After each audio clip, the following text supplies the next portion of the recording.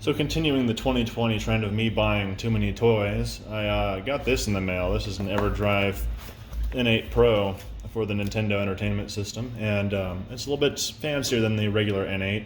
It has in-game menus, more save states, better sound emulation. It has better sound mixing hardware on board inside the cartridge here, and all that fancy other stuff. And it also sports a rather steep price tag, but I might as well pay one price now and get the one-stop solution instead of getting the one that kind of emulates FDS sound a little bit funny, which is kind of disappointing to me. But anyway, also, yeah. So let's tear it apart, because that's what I do, I guess. I tear things apart now.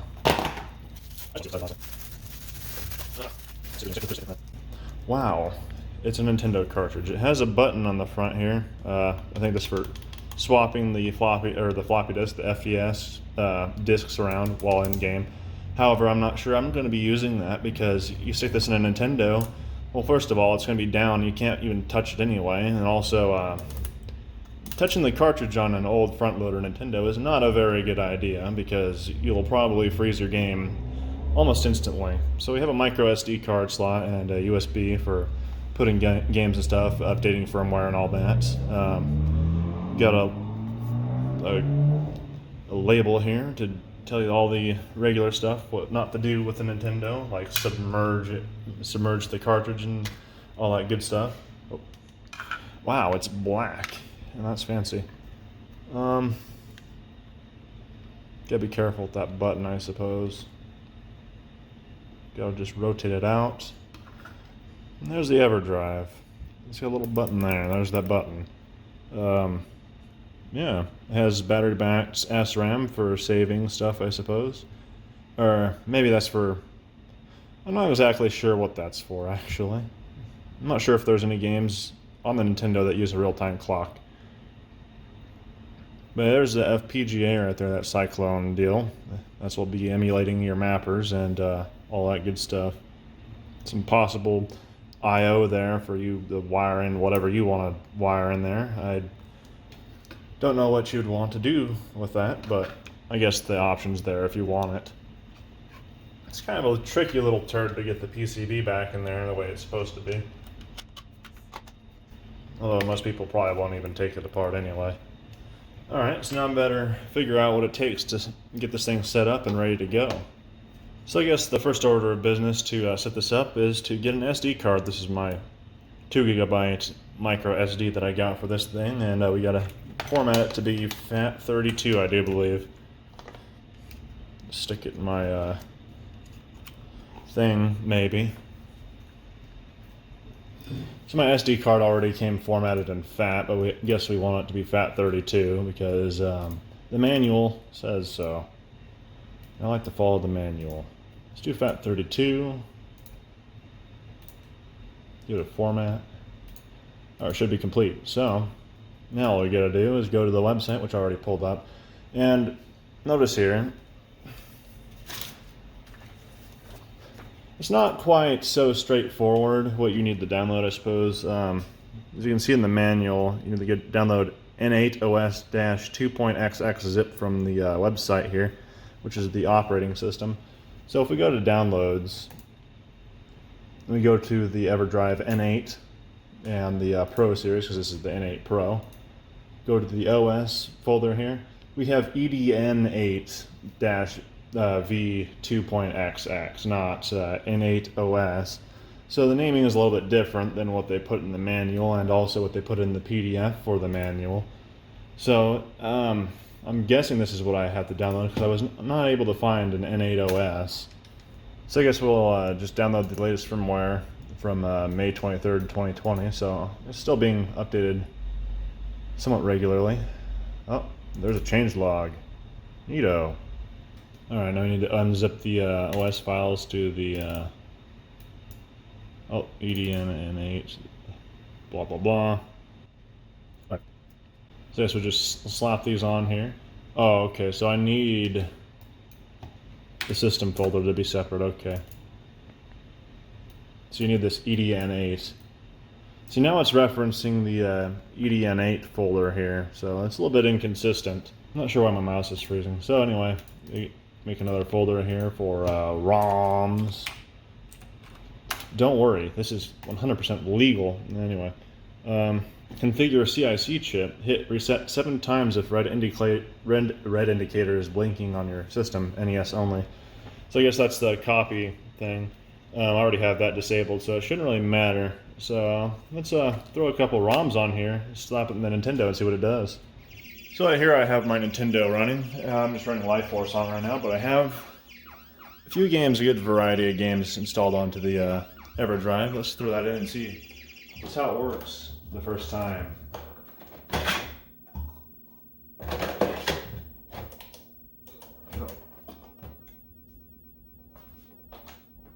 Oh boy. There we go. As usual, you have the Nintendo problems you usually get on a Nintendo. Okay. Let's go to ROMs. Just to open up something very basic. Let's open up Challenger. That's for the old Famicom game. Oh, warning. Select and start. I guess you can select and start separately if you wanted to. You can input cheats. You can look at ROM info here, such as the mapper, the program and character ROM size, SRAM size. I don't know if that's what that is. Horizontal mirroring for the name table. That's pretty cool. No battery backed RAM. This is dumped in 1997. Obviously by me because that's legal. You got a hex view. You can just look at a complete dump of the game, which is kind of interesting. Not that I would ever use any. You can delete it, or we just start it up.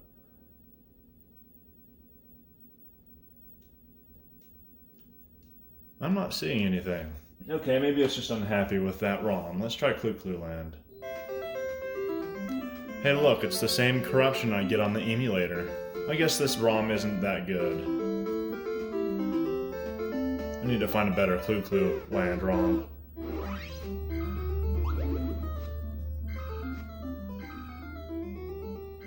Hey, thank you for letting me know where all the shit is there. I can't tell if that's the ROM or my connection again. Yep, no, whatever. Okay. I need to clean my connector, apparently. I know a good game to run would be Gradius 2. I think this ROM works. Oh yeah, look at that. This game was also not released in the United States, and it's... Come on now. I'm not sure.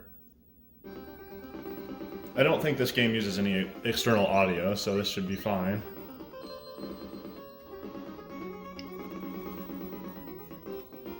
Turn that volume up.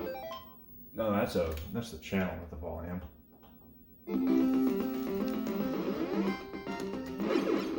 Yeah, of course I just die immediately.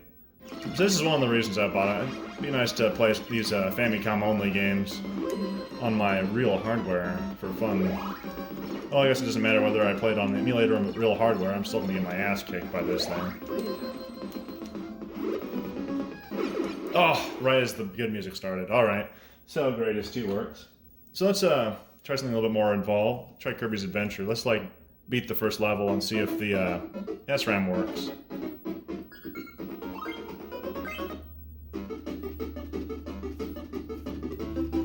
Alright, so it should have saved. Although you can see there's a little block here that's a little bit of the wrong color, but let's restart it here. Let's select a different game, select a different one, unload it from the the flash memory or whatever. Let's oh, it's got a recently played menu. That's nice.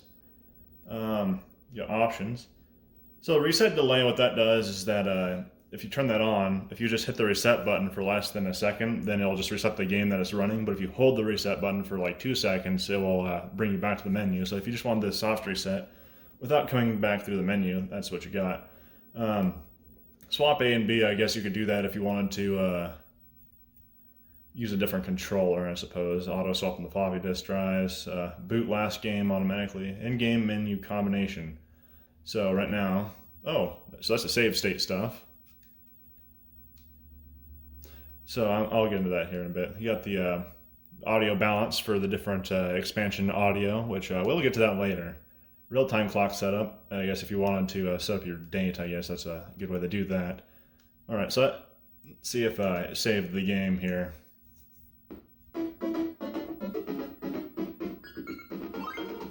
Yep. Okay, that's good. So I think there's there's the in-game menu. So you hold start and down. I guess you can modify that, and you'll bring you to the in-game menu where you can save your state. So I'll load that up. Yeah, that's cool. Save states on a real Nintendo. Let me get back to that. Oh, here's a ROM hack we could play. Oh God, this one.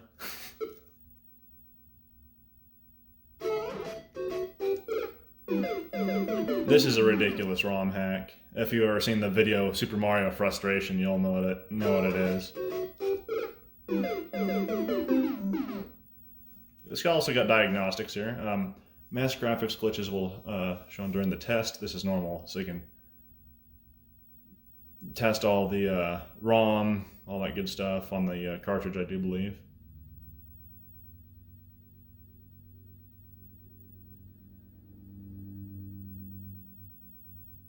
All right. I guess that looks like everything is okay. Let's see here. What else did I do for good tests?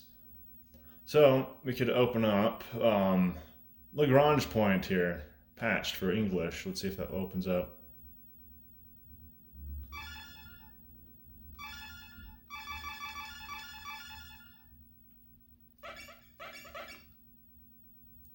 Uh-oh, I don't hear anything.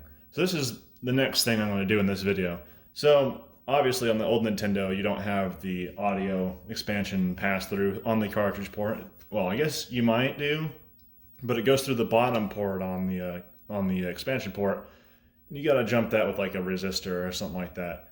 And what I'm going to do is I'm going to install a potentiometer instead, so I can kind of manually control it, even though this actually has volume levels. So what this game should have is FM synthesis. It has the VRC7 mapper chip, which has very, very fancy sound. In fact, it almost completely replaces the internal Nintendo synthesis chip for the soundtrack itself. I think really the Nintendo's audio is only used for like sound effects. But it's a very fancy game, and it's been patched or translated recently. You can patch it and play it in English because this was not released in the United States for obvious reasons.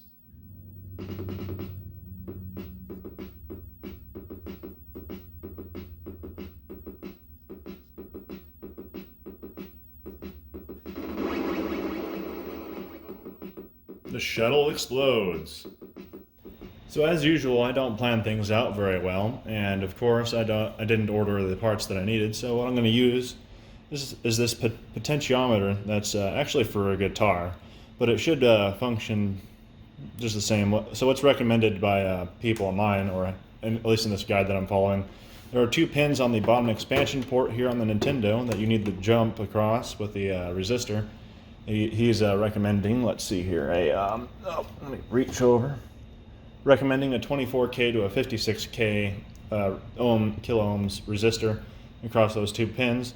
This is a 500 kilo ohms potentiometer, so it can go a little bit lower if I want to shut it up completely, which is kind of dumb, but I can adjust the volume with that, and obviously you don't want to turn it up too high. I don't know if you overload anything or anything like that. I don't want to mess around with that, but so I'll probably like leave the potentiometer about halfway and then adjust it from there. But I might Dremel a hole somewhere in the back and have my potentiometer sticking out of it. Maybe I could get like a volume knob like a guitar and stick it on the back of that. It'll look a little bit funny, but I mean, it'll be interesting. So maybe Nintendo was actually more forward thinking than I thought with the cartridge sled here, or carriage, not actually being flush with the board. As you can see, there's that little gap right here that I was complaining about. However, thanks to their lack of design, I could slide the cables right from the underside over here around to the back and have a knob sticking out right there.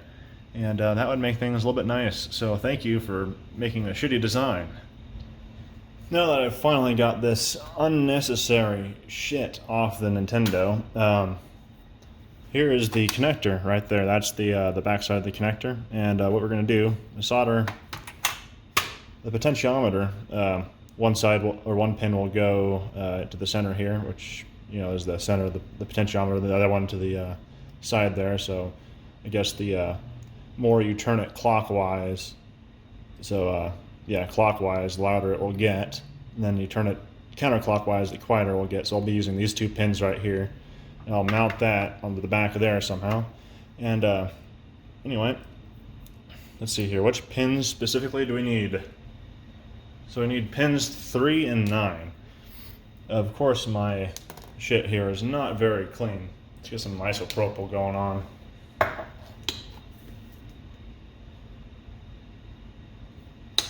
And not so isopropyl.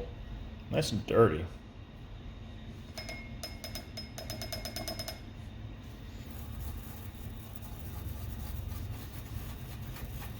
Well, that's a little bit cleaner now. Now, I'm no electrical engineer, so I don't know if there would be like any sort of weird interference due to me using cable like this, but I guess there's only one way to find out. So let's cut this sucker open.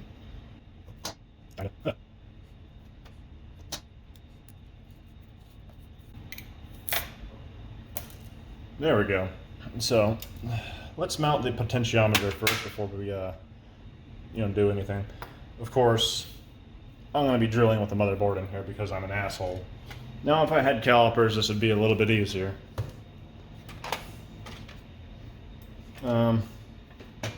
Which side do I want it on? I guess I'll put it on this side. No, poor Nintendo.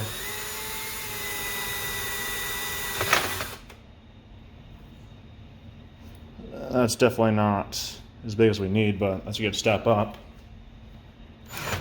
Oh no.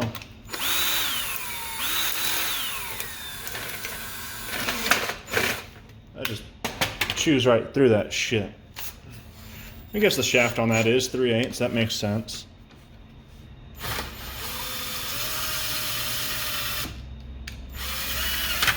What a shitty drill bit. Maybe in the future I'll get a shorter potentiometer that doesn't stick out a fucking mile. That's for another time, not today. Oh, of course, when I don't need like a ton of flux, this thing is going to deliver. And when I do need it, it's going to be dry.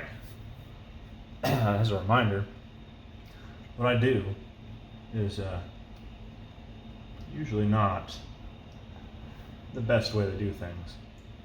Also, that's hot. Ooh. Okay.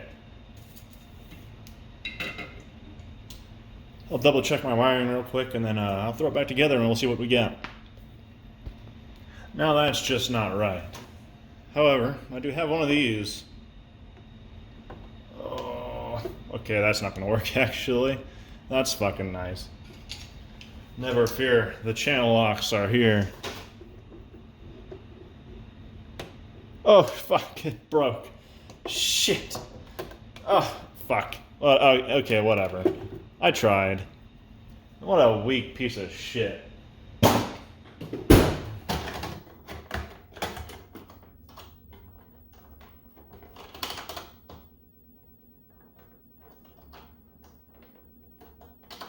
Have I ever mentioned how much I hate the Nintendo?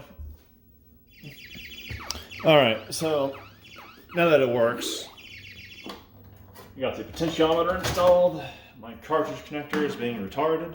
Let's pop in the Everdrive and see what happens. You fucker.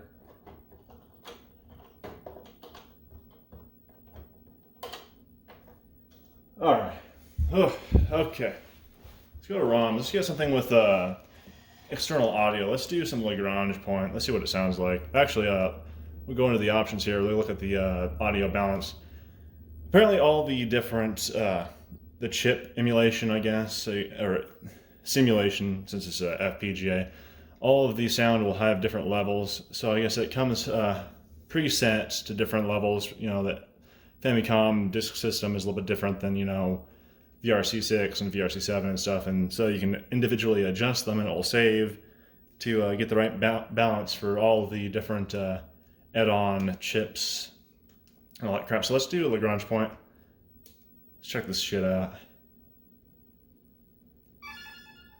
Oh, alright, let's do another new one. You kind of remembered what my last name was for new, huh? Wow.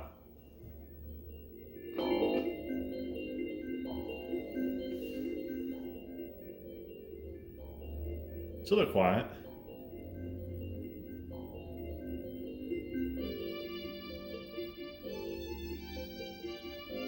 That doesn't even sound like a Nintendo, does it?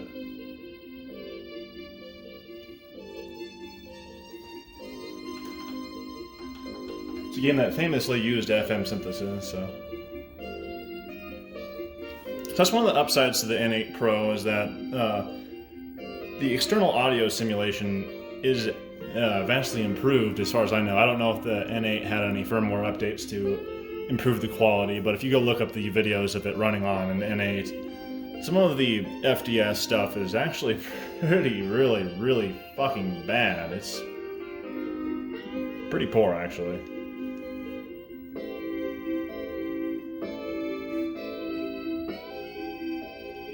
But I did have to turn up the volume a little bit compared to halfway on my volume pot, so.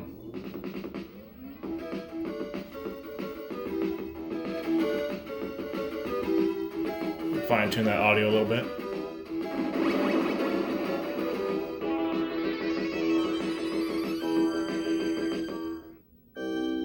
There we go, that's the song. Alright. Let's try something on the Famicom disk system. What else? What did I have on the FDS games? I had Ice Senshi Nicole, Love Warrior Nicole. Heck yeah, it's working. Or loading it into memory. Or emulating the memory. So this game is pretty fun. This is a top-down kind of exploration game, but yeah. Of course, it's using Famicom disk system, so there's some extra channels for the sound.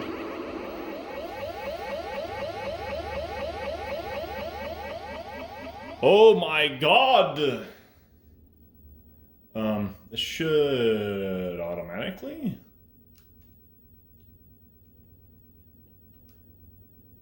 Does it? Oh, yeah, it does. Look at that. I'm not sure how it knows when to do that, but it does apparently. I'm not sure if it sends a specific command to like the disk system itself that the Everdrive looks out for, but it does.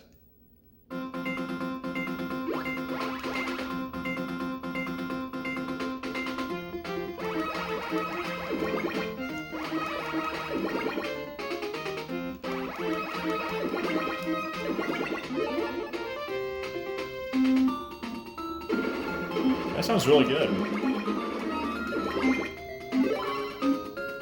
And of course, my cartridge is reading a little bit funny now. Curse of Nintendo. But you know what we can do? We can save the state, and we can fuck around with it without having to worry about losing your position. Look at that. Oh. No. I'm not sure what that's about. Oh, so I guess that this blue screen is kind of a homemade Famicom disk system ROM that it's running.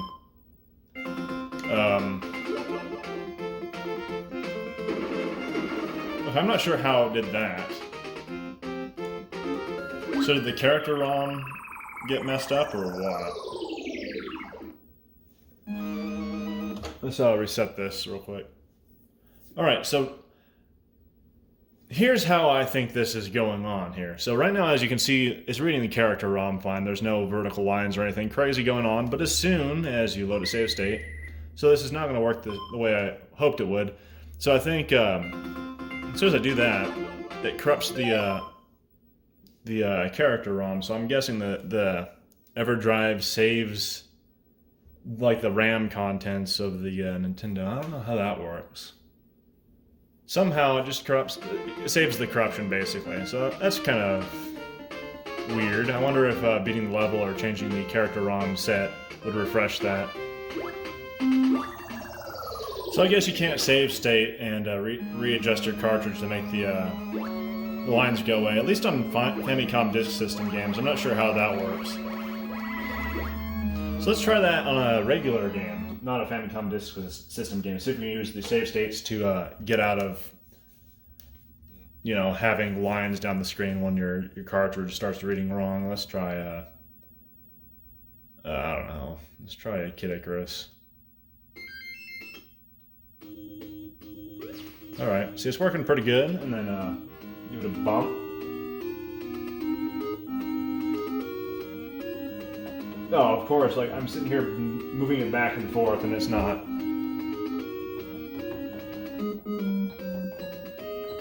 When I want it to mess up, it's perfect. I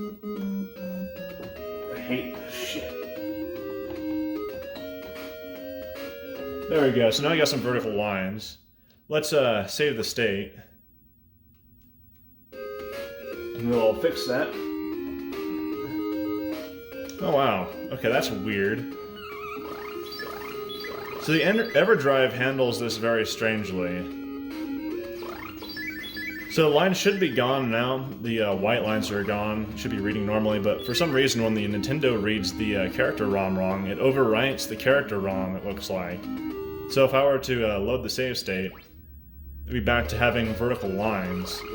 So that's a very odd thing. I'm not entirely sure why that's happening. So I guess that's not one plus of the Everdrive. If you get vertical lines due to character ROM misreads, and you wiggle it around again to try and correct it, well, it remains in memory, and you'll just have to start your whole game over again if you want to get rid of those lines. See, on a regular cartridge, you could chance it and just wiggle it a little bit so you can get it to come back, and then your graphics will become normal again. However, here, you just gotta hope you save stated pretty recently, or you're just starting over again. You can't bump it back into spot. Yeah, I think that really covers it. I think it plays NSF files if you got those too. You can exit the game and switch games without resetting the console. That's pretty cool.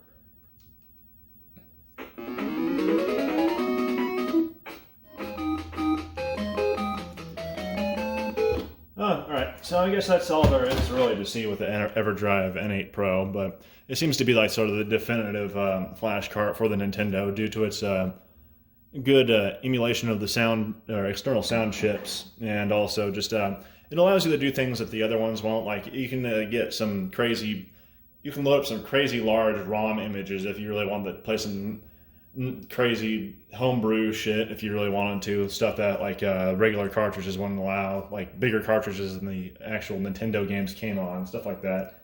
And it actually emulates some of the bus conflict stuff better than you know, the regular N8. So if there's any games that rely on some accidental bus conflict that the developers didn't know about, but it's like part of the behavior of the game, it will emulate that correctly. Although I'm not entirely sure what exact games that would be, but it's just a lot more compatible. It's like the go-to one-stop solution to all your Nintendo needs, I suppose.